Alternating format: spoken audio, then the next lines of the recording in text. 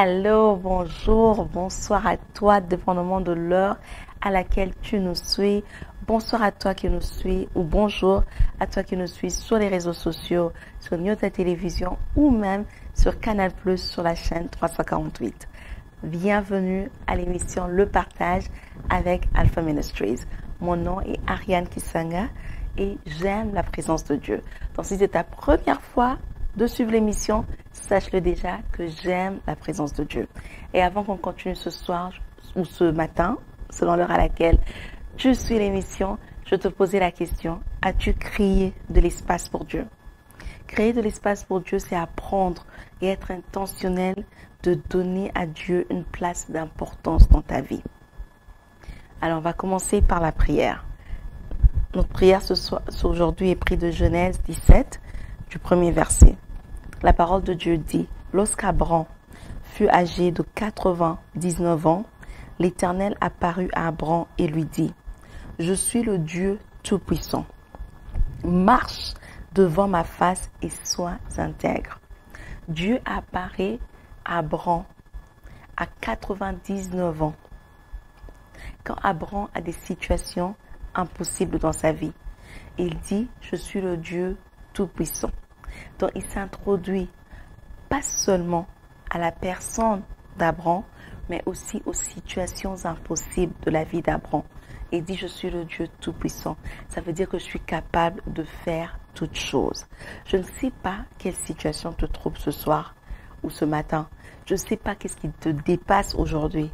Les questions que tu as, où tu te dis que c'est des situations impossibles. Mais je veux t'inviter à prendre 1 à 2 minutes avec moi. Et ensemble, on va louer Dieu et lui dire qu'il est le Dieu Tout-Puissant au-dessus de toute situation, au-dessus de toute circonstance. Dieu reste et demeure le Tout-Puissant. Éternel, nous voici encore ce soir. Yahweh, nous élevons ton Saint-Nom au-dessus de toute situation, car tu es le Dieu Tout-Puissant. Tu as dit à Abraham, je suis le Dieu Tout-Puissant. Il n'y a aucune circonstance, Yahweh, qui reste constante devant ta main. Yahweh, là où toi tu entres et tu agis, tu changes les circonstances. Là où toi tu entres et tu agis, tu changes les situations. Il n'y a rien qui peut te limiter. Il n'y a aucune difficulté, il n'y a aucune question, il n'y a rien qui est impossible à toi. Tu peux tout faire. Tu es le Dieu Tout-Puissant. Tu te suffis à toi-même. Tu n'as pas besoin d'aide d'une personne ou d'une autre. Tu es le Dieu Tout-Puissant, le Dieu qui se suffit à lui-même. Alors aujourd'hui, Yahweh, visite une personne, visite une famille, visite un foyer, visite un travail, visite une situation compliquée dans la vie de quelqu'un. Oh mon Dieu, démontre-toi comme le Dieu Tout-Puissant. Tu t'es introduit dans la vie d'Abraham et tu as dit que tu es le Dieu Tout-Puissant. Ce soir, introduis-toi dans les maisons. Ce soir, introduis-toi dans les situations. Ce soir, introduis-toi dans les circonstances. Ce soir, introduis-toi dans les foyers. Le Dieu Tout-Puissant démontre ta toute puissance, ta toute suffisance, oh Yahweh, car tu n'as pas besoin d'homme. Et même pendant ce partage aujourd'hui, descends en tant que le Tout-Puissant et démontre ta force. Manifeste-toi, change une vie, parle à une personne. Dans le nom puissant de Jésus, nous avons ainsi prié. Amen, amen, amen, amen. Alors, ce soir, nous allons parler, ou ce matin, pardonnez-moi, je fais l'émission le soir, là où moi je suis, donc j'ai tendance à dire le soir, mais sinon ça peut être le matin chez toi, dépendamment de l'heure à laquelle tu suis. Mais aujourd'hui, nous allons partager sur les Daniel parmi nous. Je vais lire 2 versets pour commencer. Premièrement, dans Éphésiens 1, du 7 au 8e verset. La parole de Dieu nous dit, « En lui, nous avons la rédemption par son sang, la rémission des péchés selon la richesse de sa grâce, que Dieu a répandue abondamment sur nous par toute espèce de sagesse et d'intelligence. » Exode 31, 1 à 5 dit, « L'Éternel parla à Moïse et dit, « Sache que j'ai choisi Betsaliel, fils d'Uri, fils de Hur, de la tribu de Juda. Je l'ai rempli de l'Esprit de Dieu, de sagesse, d'intelligence et de savoir pour toutes sortes d'ouvrages.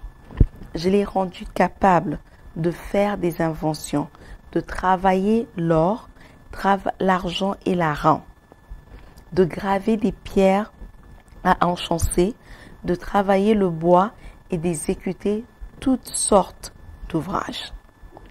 De ces deux versets, nous pouvons dire que l'intelligence ou la connaissance, pas seulement spirituelle ou des affaires de Dieu, mais autre intelligence scientifique et consort, ainsi que la sagesse sont des dons de Dieu. La parole de Dieu dit dans Proverbe 18:16 que le don offert par un homme lui élargit la voie et l'introduit devant les grands. Pas seulement des présents, pas seulement l'argent, pas seulement des choses que tu peux acheter et donner, mais les dons, ce qu'un homme peut aussi offrir en matière d'intelligence, en matière de sagesse, peuvent l'ouvrir des voies et l'emmener à se mettre avec des grands. On va voir ensemble, avant de voir ensemble le personnage biblique que nous allons utiliser pour démontrer cela, je suis sûre que vous avez compris que ça va être Daniel. On va d'abord commencer par définir quelques mots-clés. D'abord, c'est quoi l'intelligence? Le dictionnaire définit l'intelligence comme la faculté de connaître, de comprendre. C'est une qualité de l'esprit qui comprend et qui s'adapte facilement. C'est l'acte ou la capacité de comprendre. La connaissance, c'est l'action, c'est le fait de comprendre, de connaître les propriétés, les caractéristiques et les traits spécifiques à quelque chose. La compréhension, c'est la faculté de comprendre, de percevoir par l'esprit ou par le raisonnement. C'est aussi faire preuve de bienveillance envers quelqu'un quand on comprend la cause d'un comportement. La sagesse, c'est la qualité de quelqu'un qui fait preuve d'un jugement droit, sûr, averti dans ses décisions et ses actions. La sagesse, c'est avoir le discernement dans les choses d'ordre surnaturel. Le discernement et le bon jugement demandent de l'intelligence et de la compréhension.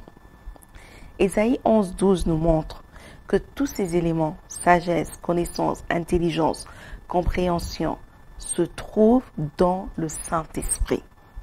La connaissance est une arme. La connaissance, c'est le vrai pouvoir. Or, le Saint-Esprit est un esprit de sagesse, d'intelligence, de connaissance, de conseil.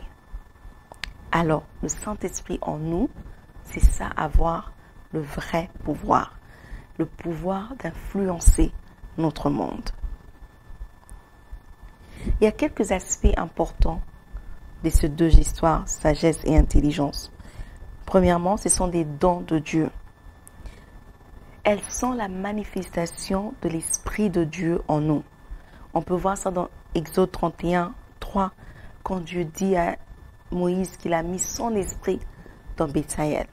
C'est un esprit d'intelligence et de sagesse. Et on voit encore dans Ésaïe 11:2 où on nous dit que l'Esprit de Dieu est un esprit d'intelligence et de sagesse. L'intelligence, la sagesse sont données dans le but de complémenter notre foi. L'intelligence et la sagesse aident à donner la vie à une vision, à donner la forme, à mettre en place une vision. Ce sont des outils pour évangéliser. Et aujourd'hui, cela sera vraiment notre topic. Comment la sagesse et l'intelligence peuvent être utilisées pour évangéliser. Et on va voir ça dans le cas de Daniel. Dans les deux premiers chapitres du livre de Daniel, donc Daniel 1 et Daniel 2, il y a quelques points qui ressortent. Premièrement, que le roi Nebuchadnezzar avait besoin des jeunes hommes qui étaient doués de sagesse, d'intelligence, d'instruction et qui étaient capables de servir le roi. Et Daniel et ses amis ont été choisis pour servir le roi. Le roi Nebuchadnezzar venait de gagner une bataille contre le roi de Juda. Donc il ne cherchait pas nécessairement des personnes qui étaient de Juda, parce qu'il cherchait parmi ces personnes de Juda des personnes maintenant qui ressortaient du lot, donc des personnes intelligentes, des personnes sages et des personnes qui étaient capables de le servir. Alors, au-delà d'être d'une famille noble, Daniel était aussi de Juda. Alors, il faisait partie du peuple de Dieu parce que Daniel était juif. Si on met ça dans le jour aujourd'hui, on dirait que Daniel était chrétien. Daniel appartenait à Dieu. Mais être juif n'était pas le critère qui était important pour entrer dans la cour du roi et servir le roi. Sa relation avec Dieu était importante pour l'apporter du succès dans ce qu'il allait faire. Et des fois, en tant que chrétien, on devient vraiment aveugle. On a cette façon de penser selon laquelle on se dit qu'avoir Christ en nous est suffisant pour nous ouvrir toutes les portes. Or, cela n'est pas nécessairement vrai. Parce que même si on bénéficie des faveurs, parce que nous sommes chrétiens, parce qu'on a Christ en nous, il y a des portes qui ne seront ouvertes que si on utilise les dons que Dieu a mis en nous. C'est pour cela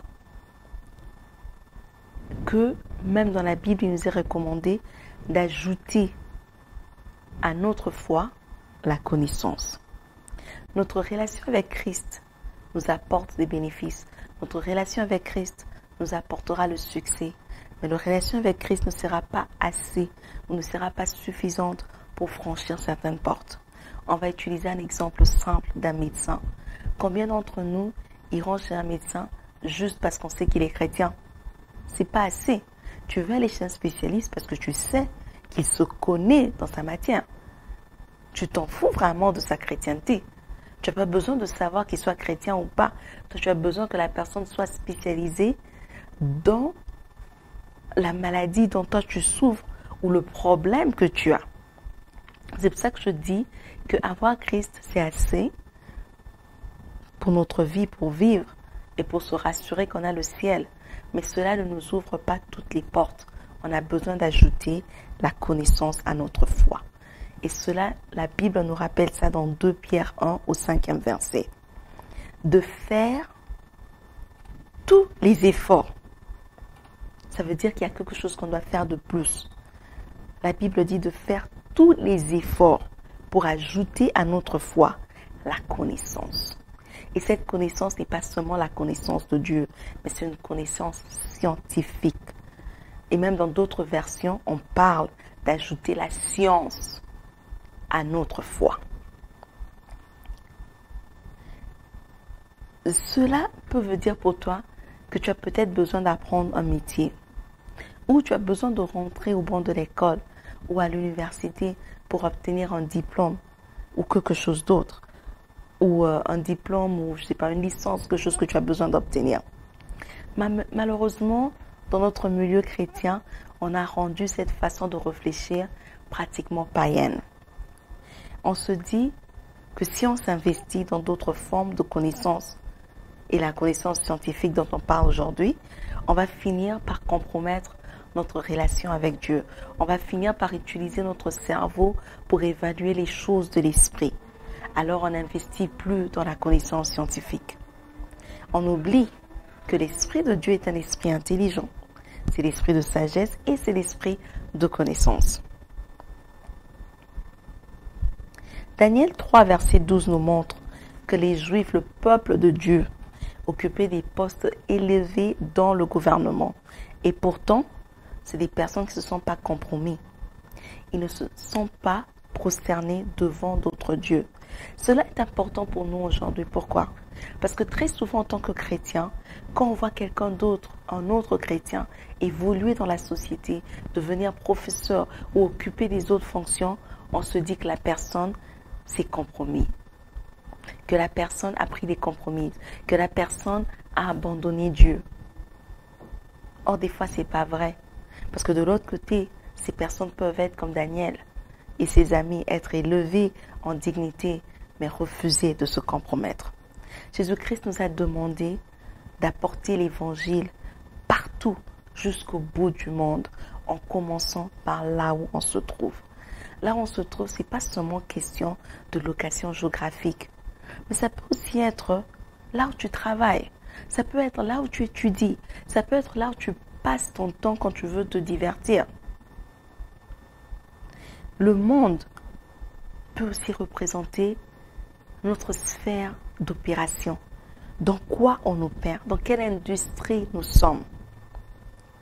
Et quand on décide d'emmener Jésus-Christ dans notre monde, là où nous opérons, on ajoute le refus de compromettre et on demande à Dieu la manifestation de sa puissance.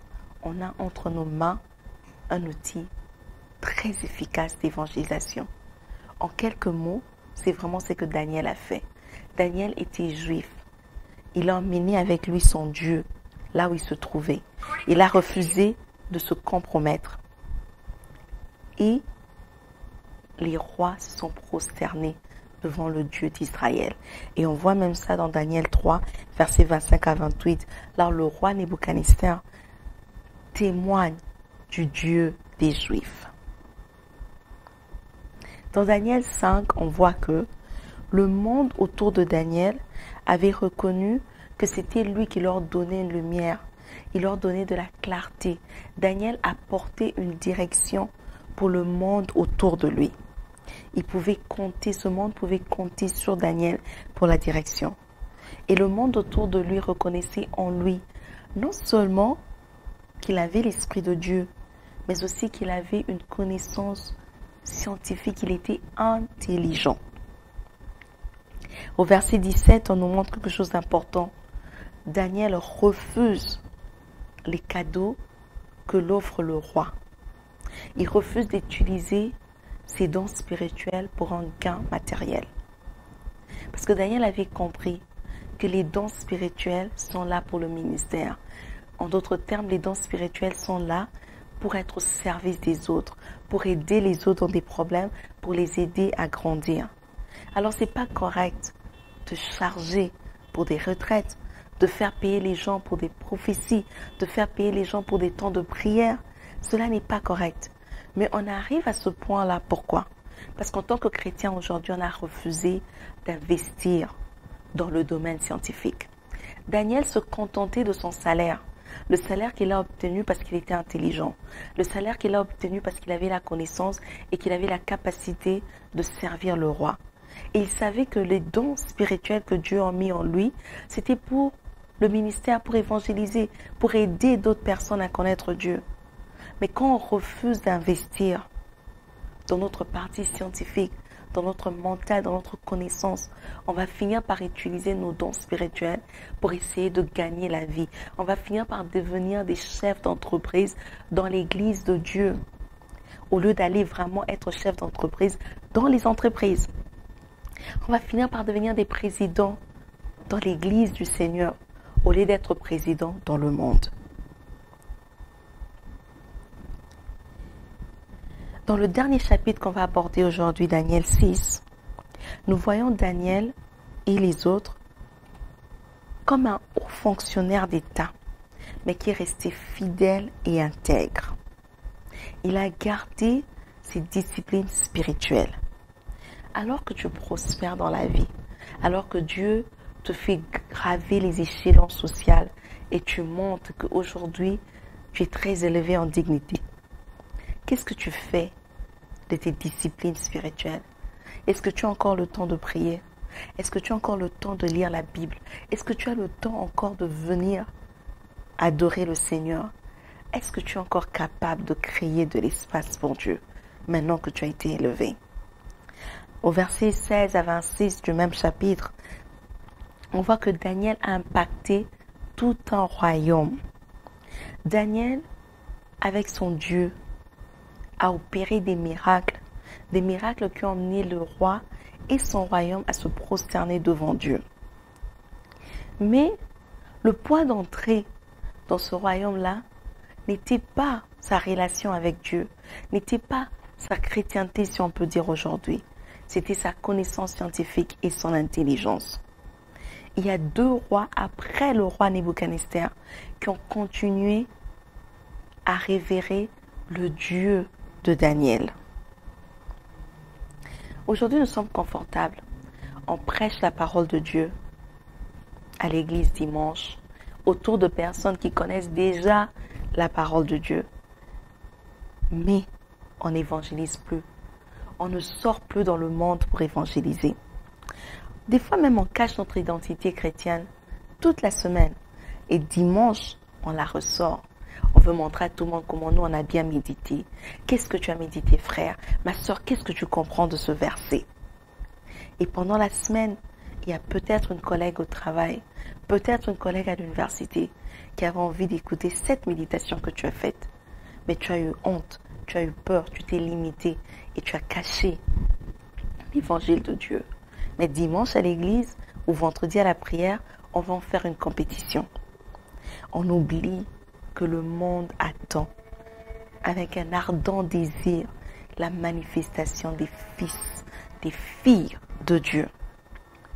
Et à cause de nos peurs et de nos limites, nous avons tendance à faire à ce que les Daniel parmi nous se sentent comme si eux ne servent pas Dieu.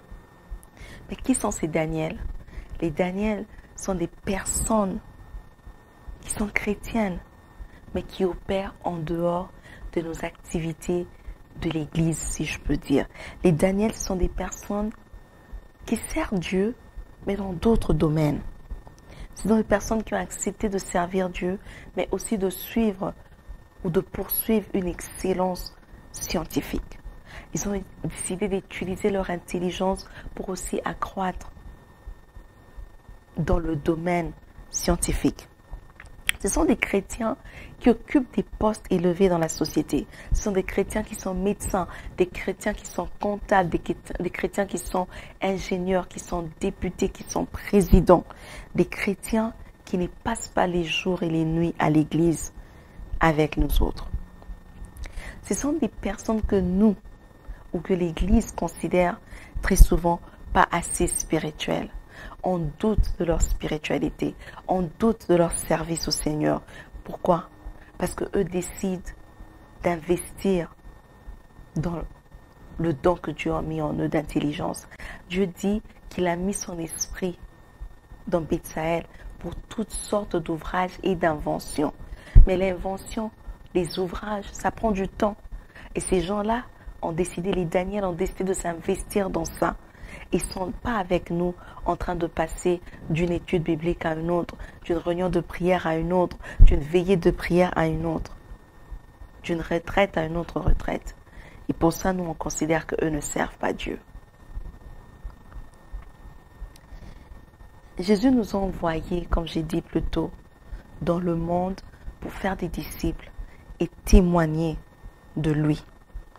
Le monde peut être des différents lieux géographiques, mais le monde peut aussi également être le monde opérationnel dans lequel tu te trouves. Ça peut être le cercle d'influence que tu as. Ça peut être l'industrie dans laquelle tu opères.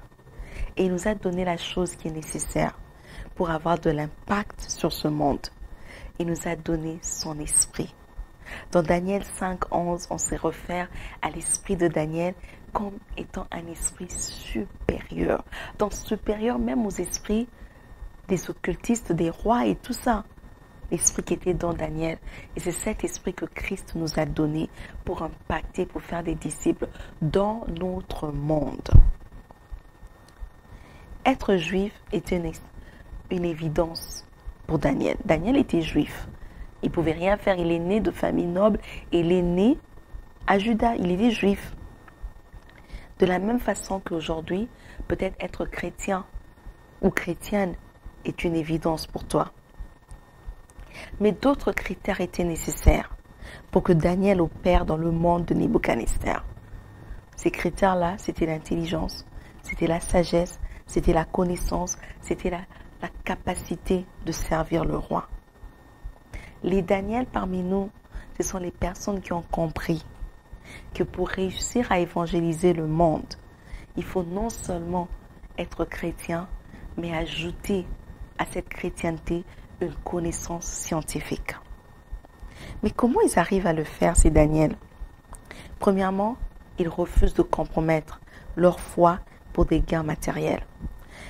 Ils comptent sur les révélations de Dieu dans l'accomplissement de leurs tâches quotidiennes. Ils savent que la révélation, c'est la connaissance exacte.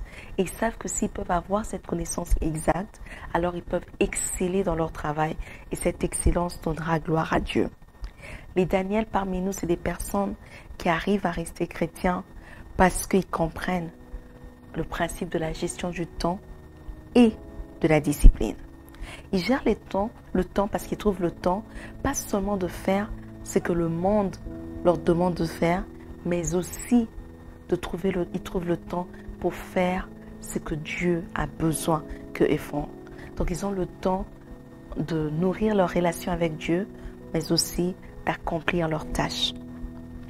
Ils comprennent que l'équilibre et la discipline, ce sont deux éléments importants pour impacter leur vie.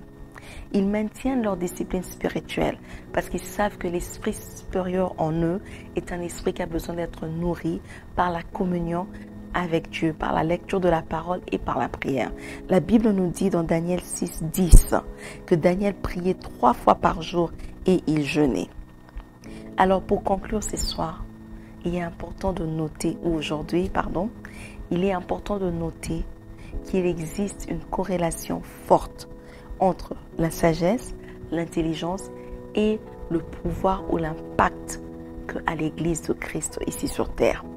C'est pourquoi il nous est demandé d'ajouter à notre foi la connaissance, d'ajouter à notre foi la science.